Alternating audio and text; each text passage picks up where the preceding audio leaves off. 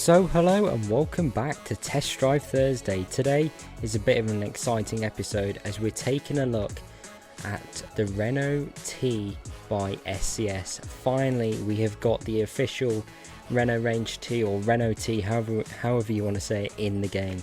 So let's get started by taking a look at all of the customization. Okay then, so here we are inside the truck configurator. And starting off with the cabins, we have two to choose from. We have got the sleeper, which I actually think looks really good. I really like this line, the way that sort of goes straight upwards. It looks really sort of purposeful there. Then you've also got the high sleeper, where you get this extra sort of line here, as you can see, and then also around, which carries on quite nicely. So yeah, it's up to you really. I do think that looks a lot more aggressive than that, but yeah, it's up to you. I do like both designs. Chassis, we got a pretty standard range here. You've got a 4x2 or 4x2 with extra big tank. I mean, that's huge. I'd love to see the range that you could do with that. I'm guessing that is batteries or something back there. I've got no idea, I'm just guessing. But yeah, that's pretty cool. Even that tank's slightly bigger, so yeah, I might go for that just to see the range. But we've also got a 6x2, seems quite long actually. 6x2 4, tag lift, mid lift, and then the full fat 6x4. Engines, in fact, let's just go for the 4x2 so I can show you the side skirts. Engines, not a massive range. Starting off with a 380 with 1800 newton meters of torque, going up to a 520. Which actually removes the side badges. I wonder if you can put those back on later. But a pretty narrow power band actually. Gearboxes, this is all fairly standard, 12 speeds or 6 speeds. On the interior, now this is where the Renault T mods have been sort of letting it down a bit. All the interior models were not great. They had sort of 2D sort of textures for the door cards, and it just looked a little bit rubbish. But we finally got a decent SCS interior, and just look at the textures, the stitching and everything is really good. Do have a right hand drive version finally, because the mods didn't let you do that. But yeah, let's have a look. So we got the standard 2013, and then you've got the standard, so I'm guessing that is a different screen possibly. And it also changes something down here, I'm not too sure what. You then got the exclusive, which gives you brown seats and and sort of a brown texture on the door cards and on this bit here. I'm not sure I'm a big fan of that. I don't think it works with the sort of rest of the headlining and everything. You've then got the exclusive, which obviously upgrades that screen, and then you got the exclusive black. Which again, I mean, you got like a fake carbon fiber on here. Red seat belts, yeah, that really clashes actually with the red seat belts. I just wish all this was black up here. I'm sure a mod will come and do it. I just noticed that as well. You get fake carbon fiber on there. So yeah, even though the interior textures are really high, and I'm really happy about that, I'm not a big fan of the interiors personally. I'll probably just go for that. I think that works best. But yeah, nice little range there. So next we've got paint jobs. Obviously we've got some standard colours here. Not sure if those are official colours. Just like light blue here, black, and then you also got the custom colours, all of the SCS colours, everything you'd really want, which is obviously a perk of having an official truck. But for now, let's just pick one of these and go with it. Let's just go for this one. So loads of dots here actually.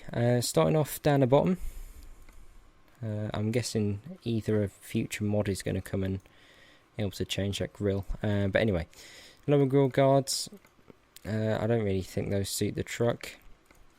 You then got sort of painted parts down here, or plastic, depends what look you're going for. Bull bars. We've then got they're sort of different. It says front mask bottom, but these sort of trim pieces here, you can either have them in sort of black plastic paint, which I'm not sure how, but I saw earlier you can sort of get different colours for it. It's kind of odd. I'm not sure how you'd do that. I'd have to look into that and try a different skin thing. But for now, if you just go back to this gold or whatever, you've also got that sort of plastic grey there. Lights, you can choose between halogen and LED. Not sure how much of a difference that is going to make, but I guess we can have a look. Then got the door handles, some chrome trimmer if you want, but I think paint looks best, it blends in. All the different mirror options, nice little chrome bit on there. Again, I'm not a big fan of it, but it's a nice little touch. Here we've got the flags. I'm guessing that will be a future DLC. Or you then got a sun visor, sort of transparent, or paint. Light bars at the top. Beacon. This I'm guessing you'll change at a later date. You then got the arrow pieces. Oh, here we got the badge. So either go for a red badge or sort of black badge here. It's kind of cool. Or completely remove it if you're not a fan of that. Not sure if you can add a sort of fairing up at the top here. Yeah, I'm not too sure about that. But moving on down the side here, we can actually can't change that. I might need to check if this is already a DLC or something. We have then got the side skirts. If you go around here, you can see the different covers there. Quite a few different options. Then got the side skirt bars and then exhaust if that's what you're into. Can't do anything with that really apart from add the plastic covers. And then you've got between a sort of more basic light cluster or LED, which looks really nice actually. I believe that is borrowed from the Volvo, but I may be wrong. Now let's move on to the inside. I believe we've got everything on the outside. So with the wheel, you can have an exclusive wheel with a brown trim, or the fake carbon, which, yeah, that's pushing it really. I don't like that. Personally, I think that looks the best. That just looks a bit cheap and tacky, to be honest. I think the standard looks pretty nice. What else we got? We got the bags down there. Plates, sat nav, but I'm guessing that's a built-in one. These are all your cabin accessories. Got the front mirror. I wish it was in the centre like previous gen Renaults, but it's not, I'm afraid. Now we've got the side mirror there, which is really useful. And we've finally got Raven. It's a light board, which I don't really see the point of. So that's all the configuration. Now I'm going to build this truck to my spec and I'll meet you outside once I've done so. Okay then, so here we are all fully configured. Now if you do want this sort of orange sort of scheme here, it's only available in this colour, which is a bit of a shame. I wish that was a sort of configurable paint sort of skin where you could choose your own base colour and your own contrast colour, but sadly that is not possible. But I think it still looks pretty cool with the light blue and orange, especially with the wheels as well. But yeah, let's get straight to it. Just looking around the sort of cabin modelling and sort of chassis down there, it all looks really detailed, better than the mods that we had previous, which weren't too bad actually. But on the inside is where the main improvements are over the Range T mods we've had. I mean, it's just all the textures are really good. I did go for the sort of fake carbon fibre interior, because you do get some nice black bits on the dash and the sort of chrome around the air vents, which is pretty nice. But if we just turn the ignition on here, everything fires up to life. You don't have an analog speedo, it's only the rev counter that you have analog. The digital speedo is right ahead of you, which I find very useful. There's the LED lights. But if we cycle through the info bit here, you got the consumption, that's range and fuel left, temperatures, fuel level, pressures, or off if you want. That's the updated screen. I believe you got the electronic parking brake, which is animated, which is pretty nice. All the buttons down here all illuminated. I'm not sure where the light stalk is. Is that on here? Oh, you got the key there as well. That's pretty cool in the ignition. If we just have a look at the wipers there, it's pretty cool. Oh, is that the lights? Yeah, there's the lights. You can see the button there. But anyway, if we just turn the side lights on, so we got everything backlit, and turn this thing on. There we go. I went with the 520 engine here. Revs up pretty quickly. So if we put it in drive, I've got the 6-speed auto, which is really quick at shifting. Helps if I put the trailer legs up, which is really quick at shifting. I really like to have it.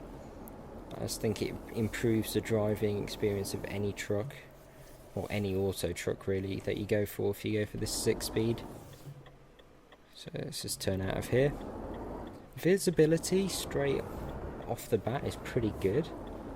I haven't had long to sort of adjust the seat or anything. I just put it all the way down and set it back a bit, because I don't like how SCS sort of set the seating position when you get in the truck straight away. It's always really off. It's always like really high up and far forward. You can't really see where you're going, to be honest. You have to constantly look around. But yeah, I do like to set it back a bit, but I'd have to mess around with that further to get it right. But yeah, so far after that little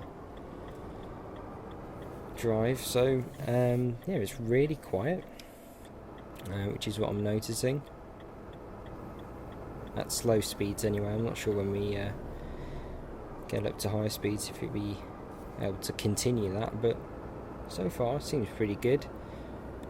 Acceleration is not great. I mean, this trailer is 18 tons, so not that heavy. I'm about half throttle now, and it's not exactly accelerating super quickly.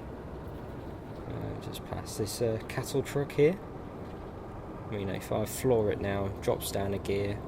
50, 51, 2, 3, 4, 5, 6, and that's the speed limit. So yeah, it's definitely not quick, which I'd sort of expect a little bit more from this engine. 520 horsepower and 2,500 newton meters of torque. It doesn't feel that torquey, this engine, is what I'm noticing. You do have to sort of rev it a bit. It doesn't have that sort of effortless power of something like a Scania V8 would, but you can't really expect that. On the fuel so far, we're not sure what the average is. You'd have to drive it a bit further to get an average, but we're doing about 60 at the minute, and that's just dropping really quickly, so you can expect a bit better of that. I didn't go for the 4x2, I went for the 6x4 obviously, and the range you've got there, so you probably get around 1,000 miles it's displaying. Realistically, I'm going to say you get about 800, which, I don't know, it's not that bad, is it really? Depends how often you play the game. If you only do a couple of journeys a week, you'd probably go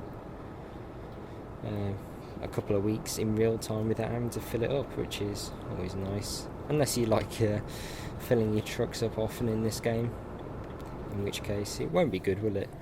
Yeah, it seems to drive really comfortably. Steering's really responsive. Bit of body roll, but it's to be expected. It's not Scania level. Using a retarder. Retarder's really powerful, actually. That's slowed us down pretty well. Just turn the lights on. The lights are really good. Obviously being LED. I'm not sure how the halogen ones will compare, if it's actually displayed in the game properly, if they'll sort of have a more yellowy tint to them. But this is pretty good. I just can't believe we finally got it in the game. It's been a long time now. I know they had some difficulty just trying to get it in the game legally, but now we've finally got it, and it looks pretty good. Some people don't really like Renault, but I do like their trucks, to be honest, especially the sort of Magnum. I find that really cool. And yeah, this is pretty nice. They always have different designs, Renault. They do sort of stand out a bit, especially with this paint skin. Yeah, really enjoying it so far. If we just go in this left line here, see how quick this opens.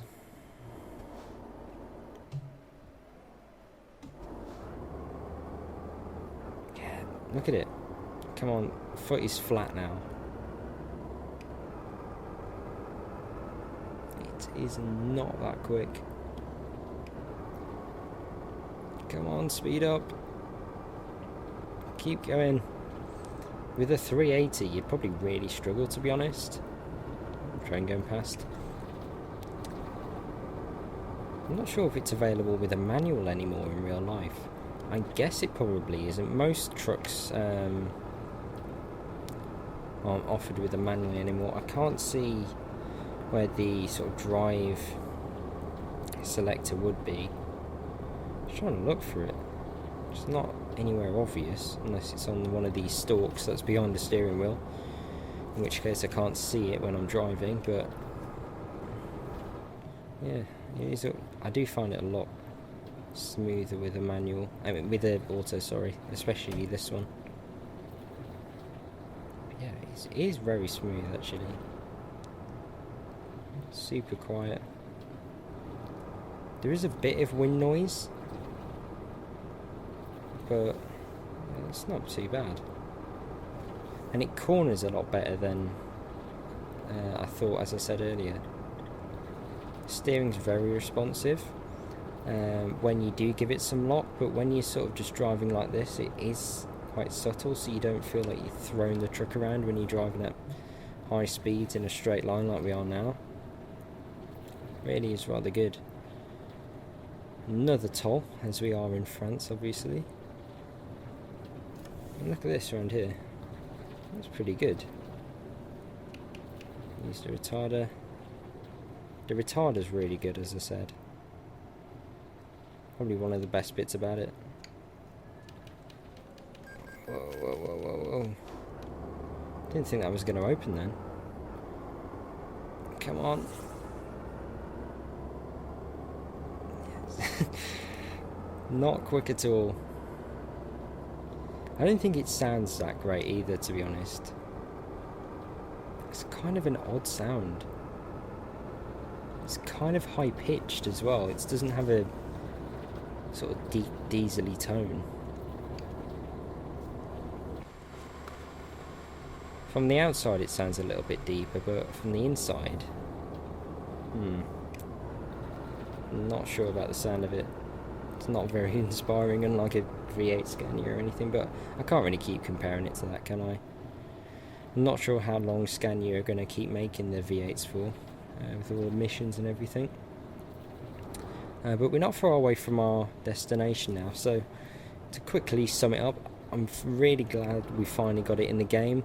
The configuration, it is fairly good. I do feel like they're sort of leaving things out on purpose for a DLC or something, a configuration DLC like they do with many of the other trucks.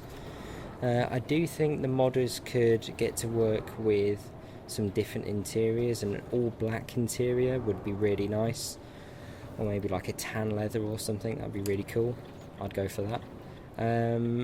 Drives really nicely, probably better than I thought actually. Visibility's pretty good. I'm not a big fan of these mirrors, to be honest. The casing is quite big, as you can see, but they don't block too much of the vision, because they are kind of separated at the top. But yeah, it's, pretty much everything else as you would expect. Not sure how many people like the sort of gauge cluster here, but I really like having the big digital speed. A lot of the trucks have a digital speed, but it's really small, which is a bit annoying. But with this, it's really nice and big. But yeah, let's see what it's like to reverse here. Turning circle is pretty good for a 6x4. Just pull it forward a bit. There we go. Into reverse, see if we can catch this back.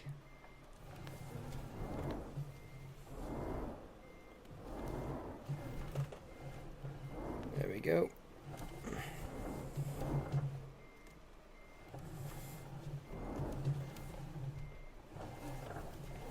Apparently it's happy with that, but let's just straighten it up a bit. Not the best reverse, but there we go. Oh, the hazard button there as well. Also animated. Cool. Right, let's turn it off. There we go. So if you enjoyed this video, please do give me a like, subscribe for more, and hopefully I'll see you again soon. Goodbye.